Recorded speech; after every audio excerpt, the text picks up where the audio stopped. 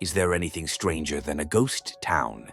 An entire neighborhood with the lights off, shops without anyone inside, empty schools, and for sale signs everywhere. In the United States, this has almost become part of the landscape. There are places that have become so isolated or forgotten that today you can count their residents on one hand. But now this phenomenon is reaching places where no one expected it. Would you believe me if I told you that Miami Beach, yes, the Miami Beach of movies, soap operas, and postcards, is starting to follow the same path of becoming a ghost town? Well, it is. And it's not alone. There are other places in Florida that are slowly disappearing, and that's where we're headed. But what's behind all this? Why are such desirable cities beginning to disappear? Today, Bello Mundo takes you to a Florida unlike anything you've ever seen before. Number 12. Fort Myers Beach. To start our trip, we head down to South Florida to visit Fort Myers Beach, a place that has always thrived on the combination of calm beaches and simple living. It was a small community with local businesses, fishermen at first light, and tourists who arrived more in high season than throughout the year. All that changed when the last hurricanes hit. The marks were visible in the landscape. Houses turned into empty lots, buildings that took months to reopen, residents who lost what little they had. Reconstruction did begin, but it did not keep pace with those who needed to get on with their lives. Many people moved to nearby cities where they could start over more quickly. The result is evident in the population count. In less than a year, the population shrank by about 5%. It may not seem like much, but for a small town with just over 5,000 inhabitants, it's a huge blow. Here, every block makes a difference. Every neighbor who leaves changes the rhythm of the neighborhood. And the worst part is that there are no signs of stabilization. The exodus continues steadily, every season. Number 11. Key West. Still in South Florida, we now head to where the road ends and the map practically touches the Caribbean Sea. That's where Key West is located, a small, colorful city full of history and with a charm that has attracted writers, musicians, tourists, and curious visitors for over a century. The place has always thrived on this encounter between culture and the sea. But all this magic comes at too high a cost for those who try to live there year-round. Key West lost about 4% of its residents in less than a year, and that changes the kind of city it can be. Here, the problem is not devastation or abandonment. It is competition. Everyone wants a piece of the island, but those who sustain daily life have less and less space. Old houses become investments. Traditional neighborhoods take on a seasonal feel. Rent rises quickly, and those who have always lived there are forced to look for another corner of the archipelago. The island remains crowded, but crowded with people who are just passing through, with no ties to the place. When the tourists leave, the city looks like an abandoned set. Number 10. Islamorada. Now our next stop is Islamorada, a group of small islands known for decades as one of the best sport fishing spots in the United States. Before becoming a high-end tourist destination, the place was a simple village, full of fishermen, with small businesses and a routine that depended more on the sea than on the road. But fame changed the profile of the archipelago. Islamorada has become an international reference for diving, high-end fishing, and boutique hotels. The economy grew, but the cost of living there grew even faster.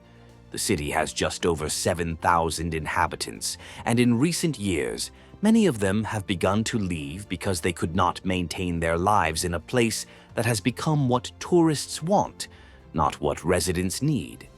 And the impact appears in layers. Workers who used to wait tables, pilot boats, clean hotels, or maintain the island's services could no longer afford local housing and began to live in cheaper cities, commuting daily. And the neighborhood that used to be lively all year round now only comes alive during the high season. Islamorada remains beautiful, remains coveted, and continues to welcome people from all over the world.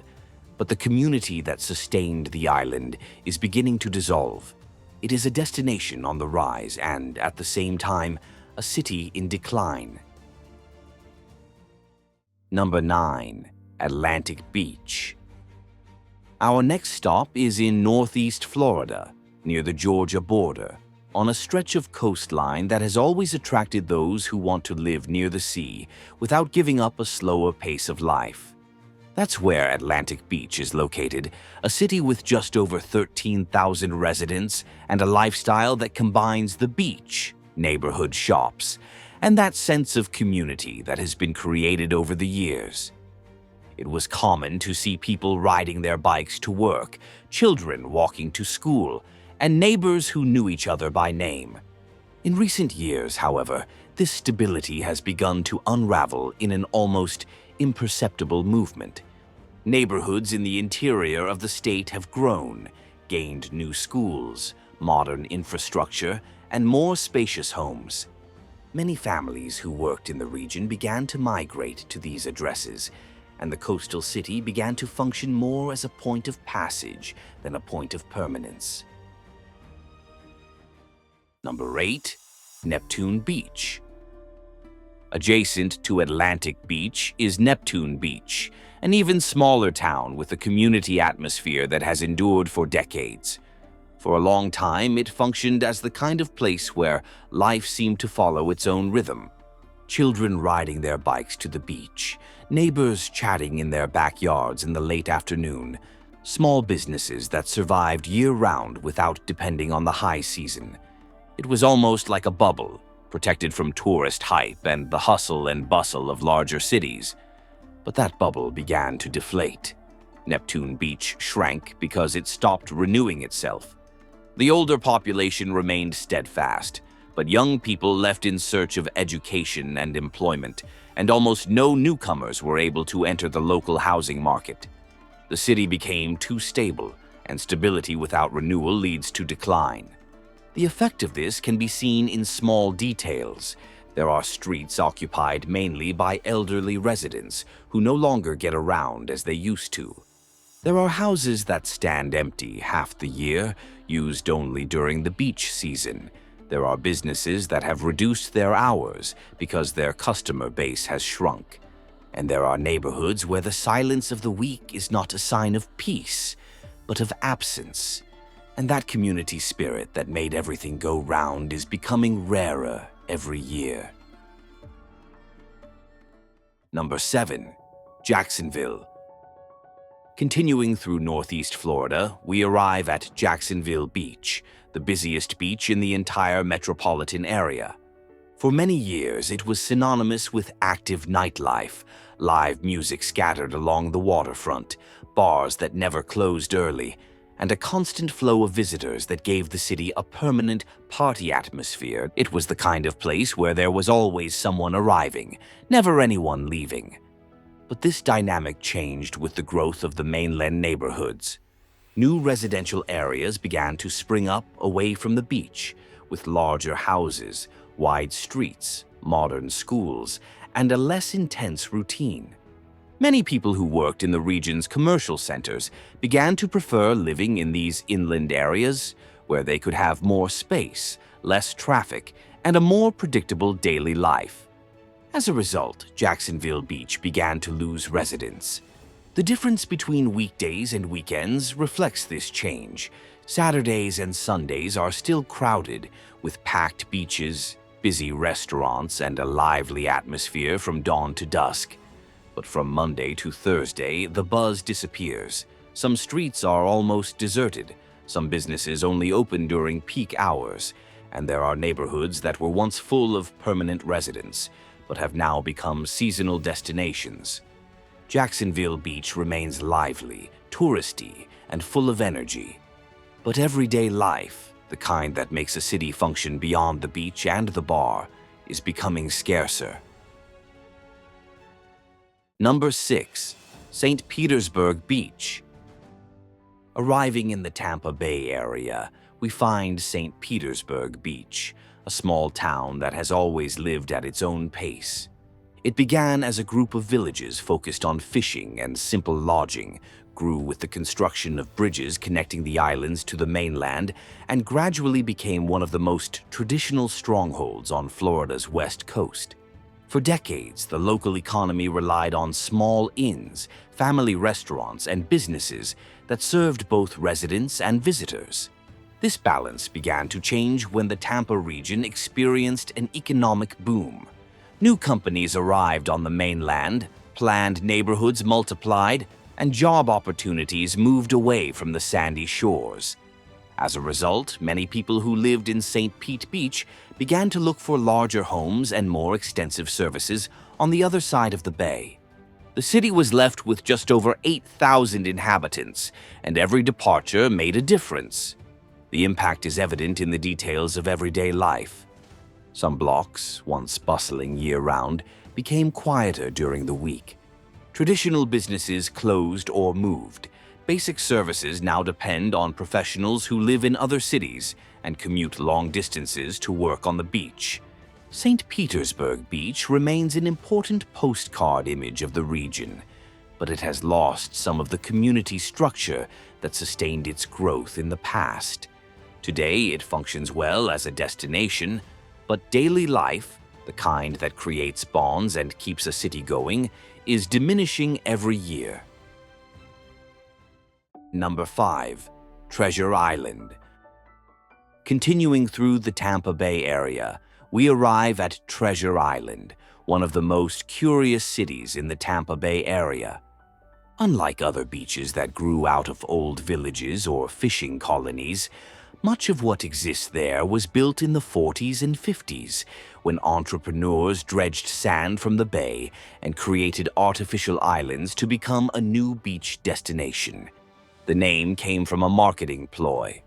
A developer spread the story that treasure had been found in the sand, just to attract buyers.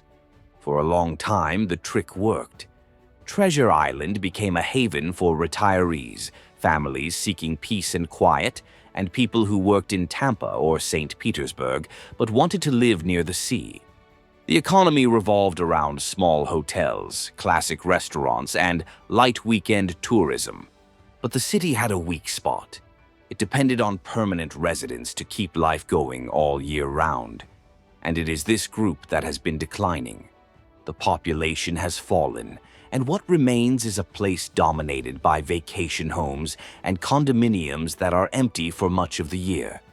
The impact is quickly apparent: streets that are only busy during the high season, shops that open when there are visitors, and neighborhoods that have lost their Monday to Friday routine. Number 4. Panama City. Now we're heading to the far northwest corner of Florida to visit Panama City, a municipality bordering Alabama that combines two seemingly opposite things. On one side, clear water beaches. On the other, that small-town feel of the southern United States, where life moves at a slower pace, and everyone knows someone who works at the port, in fishing, or at the local military base. For a long time, Panama City grew precisely because of this combination. Summer tourism filled the waterfront, fishing kept the market going, and Tyndall Air Force Base brought families, services, and stable jobs to the city. It was a place that worked well, with strong commerce and old neighborhoods full of life. But that balance has been lost. In recent years, the population has declined, and there is a clear reason for this. Hurricane Michael destroyed entire parts of the city, leaving many people homeless, jobless, and with no prospect of rebuilding. Many families ended up moving away for good. At the same time, off-season tourism weakened, and Tyndall Air Force Base underwent renovations that temporarily reduced the number of military personnel in the region. Today, the city still functions, but not with the same strength as before. There are blocks that have never returned to normal, empty lots where there used to be houses and businesses that did not survive the transition. Number 3. Daytona Beach. Occupying our third place is Daytona Beach, one of Florida's best-known cities.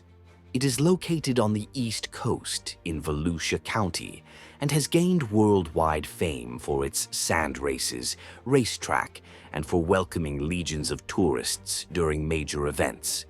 It is the kind of place that, in many people's minds, always seems crowded. However, the story behind this movement is quite different. Daytona Beach has always experienced ups and downs.